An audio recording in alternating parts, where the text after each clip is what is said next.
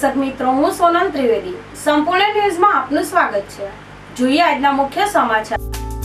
લોકસભાની ચૂંટણીના અંતિમ ચરણના પ્રચારમાં વડાપ્રધાન નરેન્દ્ર મોદીએ પાટણ યુનિવર્સિટીમાં જંગી જાહેર સભા સંબોધી। મોટી સંખ્યામાં લોકો જોડાયા।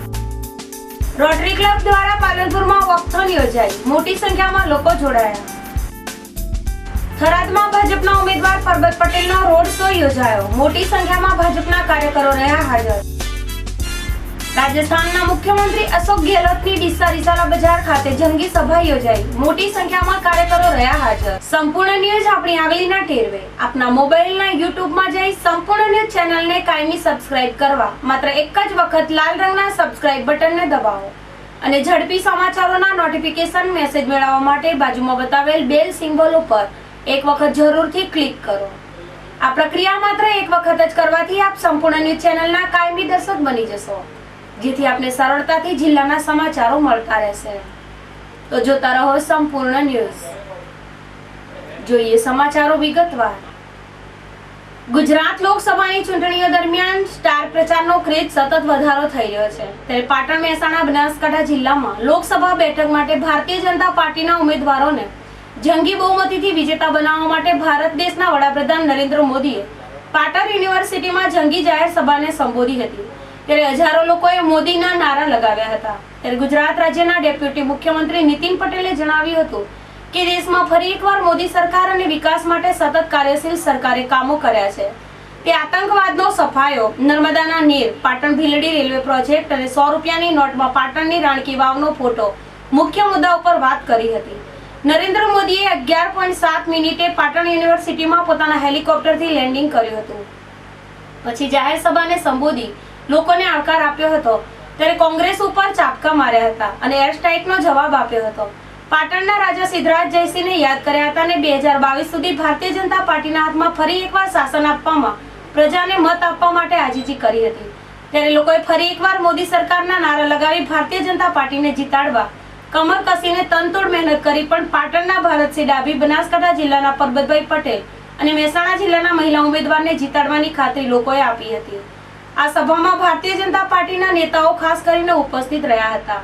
ત્યારે શંકરભાઈ ચૌધરીએ પોતાના આગવા અંદાજમાં ભારતીય જનતા પાર્ટીના ઉમેદવારને જીતાડવા અને ફરી એકવાર મોદીને વડાપ્રધાન બનાવવા માટેની હાકલ કરી હતી।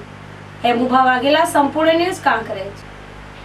લોકસભાની ચૂંટણીને ગણતરીના દિવસો બાકી રહ્યા છે, ત્યારે બંને પક્ષો દ્વારા પ્રચારના અંતિમ દિવસે એડી ચોટીનું જોર લગાવવામાં આવી રહ્યું છે। ત્યારે ભાજપના ઉમેદવાર પરબતભાઈ પટેલના સમર્થનમાં અંબાજીમાં રોડ શો યોજવામાં આવ્યો હતો, જેમાં ભાજપના કાર્યકરો મોટી સંખ્યામાં જોડાયા હતા અને પરબત પટેલને વિજયી બનાવી નરેન્દ્ર મોદીના હાથ મજબૂત કરવા લોકોને અપીલ કરાઈ હતી, જેમાં મોટી સંખ્યામાં ભાજપના કાર્યકરો જોડાયા હતા। ચિરાગ જોશી, સંપૂર્ણ news, Ambaji. Rotary club of Palanpur અને ડ્યુક હોસ્પિટલના સંયુક્ત ઉપક્રમે જીડી મોદી વિદ્યા સંકુલથી સર્કિટ હાઉસ સુધી ઘૂંટણના દર્દીઓની વોકથોન યોજાઈ હતી, જેમાં 100 થી વધુ દર્દીઓ જોડાયા હતા। રોટરી ક્લબ ઓફ પાલનપુર દ્વારા ઘૂંટણના ઓપરેશનની સારવાર લીધા બાદ તંદુરસ્ત બનેલા દર્દીઓની પાલનપુર જીડી મોદી કોલેજથી સર્કિટ હાઉસ સુધી વોકથોન યોજવામાં આવી હતી। આ અંગે રોટરી ક્લબના પ્રોજેક્ટ ચેરમેન ડોક્ટર ભૂપેન્દ્ર પટેલે જણાવ્યું હતું કે ઘૂંટણના ઓપરેશન થયા બાદ દર્દીઓ સામાન્ય વ્યક્તિની માફક ચાલી શકતા હોય છે, જે અંગે લોકોમાં જાગૃતિ આવે એ હેતુથી આ વોકથોન યોજવામાં આવી હતી, જેમાં 100 થી વધુ દર્દીઓ જોડાયા હતા। આ કાર્યક્રમમાં રોટરી ક્લબ પાલનપુરના પ્રમુખ કલ્પેશભાઈ શાહ, મંત્રી Shashikantbhai Tripathi, rotary club of Palanpur સિટીના Nikunjbhai Vyas, project chairman doctor Bhupendrabhai Patel, Mehulbhai Patel સહિત રોટરી, રોટેકટેક અને ઇન્વરેલ ક્લબના સભ્યો તેમજ દર્દીઓ મોટી સંખ્યામાં જોડાયા હતા। Duke orthopaedic and joint replacement centre તથા રોટરી ક્લબ પાલનપુરના સંયુક્ત ઉપક્રમે આજે અમે વોકાથોન 2019નું જે આયોજન કરેલ છે, એમાં 100 જેટલા ઢીંચણ અને થાપાના રિપ્લેસમેન્ટ કરેલા દર્દીઓ ચાલશે, જેઓ જીડી મોદી કોલેજથી લઈ અને અમારી નવીન ડ્યુક હોસ્પિટલ પાલનપુર સર્કિટ હાઉસની પાછળ ત્યાં સુધી તેઓ વોકાથોનમાં ભાગ લઈ રહ્યા છે। આ કરવાનો અમારો હેતુ એટલો જ છે કે જે ઢીંચણ અને થાપાના ઘસારાથી પીડિત દર્દીઓના મનમાં જે ગેરમાન્યતાઓ રહેલી છે એ ખરેખર ખોટી છે અને અમારા આ દર્દીઓ જે ચાલી અને એ સાબિત કરશે કે તેઓ નોર્મલ જિંદગી જીવી રહ્યા છે અને રોજિંદા જીવનની બધી જ કામગીરી પોતે કરી રહ્યા છે. Thank you. બનાસકાંઠા ભાજપના ઉમેદવાર પરબતભાઈ પટેલ દ્વારા ગત રોજ થરાદ ખાતે જાણીતા કલાકાર અને લોકગાયિકા તૃષા રામીનો રોડ શો યોજાયેલ, જેમાં કલાકારોના લાઈવ ડીજેના તાલે ભાજપના કાર્યકર્તા નાચતા જોવા મળ્યા.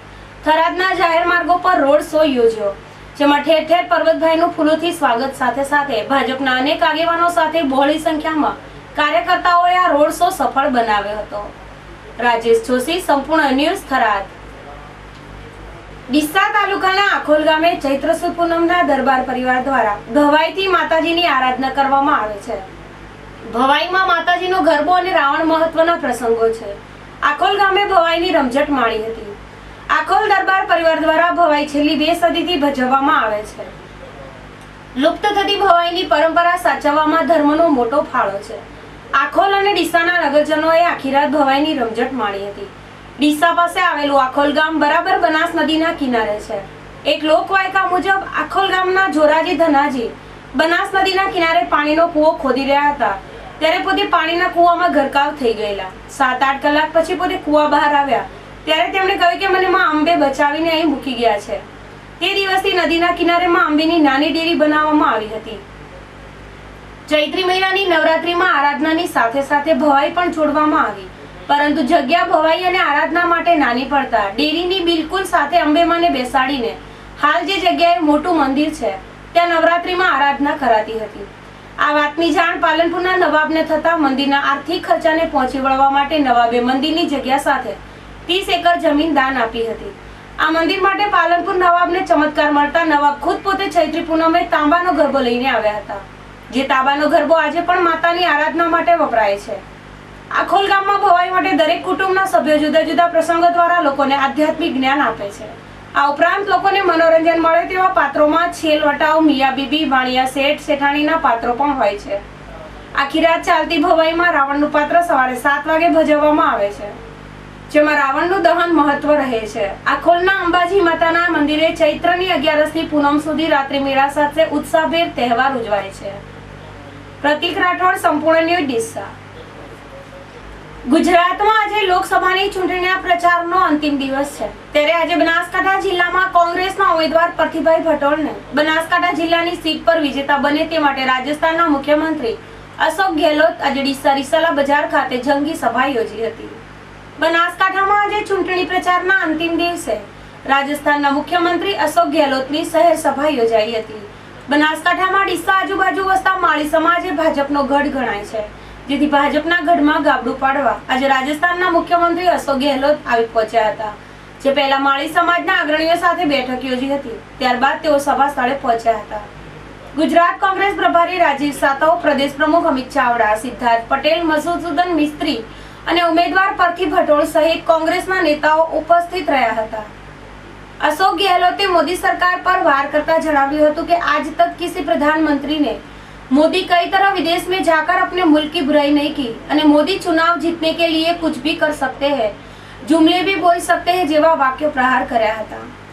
રાજસ્થાનના મુખ્યમંત્રી અશોક ગેહલોતે મીડિયા સાથે વાતચીત કરતા ગુજરાતમાં કોંગ્રેસ સારી લીડથી વધુ સીટો પર જીત હાસિલ કરશે તેમ જણાવ્યું હતું. प्रतीक राठौड़, संपूर्ण न्यूज़, ડીસા. सबका आशीर्वाद मिले, आप सब मिलकर के वो कामयाब करें. एक एक वोट की जो दिल्ली के अंदर है कांग्रेस को, देश हित के अंदर है. आज देश को कांग्रेस की जरूरत है. जो शासन देख लिया, लोग समझ गए कांग्रेस वाले शासन करना जानते हैं. डॉक्टर मनमोहन सिंह के जमाने को देख रहे हैं, इंदिरा जी को देखा, राजीव गांधी को देखा, नरसिम्हा जी को देखा, कभी नेहरू को देखा होगा आप लोगों ने. तो कांग्रेस जानती है कैसे शासन करते हैं, कैसे छत्तीसगढ़ को साथ देते हैं, सभी धर्म, सभी जाति, सभी वर्ग के लोगों को. तो ये मुल्क एक वक्त अखंड रहता है, जो रखा गया है, लोकतंत्र कायम रखा गया है. पाकिस्तान में कई बार सैनिकों को शासन हो गया, प्रधानमंत्री को, राष्ट्रपति को जेल में भेज देते हैं. जुल्फिकार अली भुट्टो जी थे, फांसी में चढ़ा दिया वहां पर. पाकिस्तान में हिंदुस्तान में राजनीति का फर्क है. पाकिस्तान क्या चीज है हिंदुस्तान के सामने, और पाकिस्तान के अंदर बता के चुनाव जीतना चाहते हैं मोदी जी.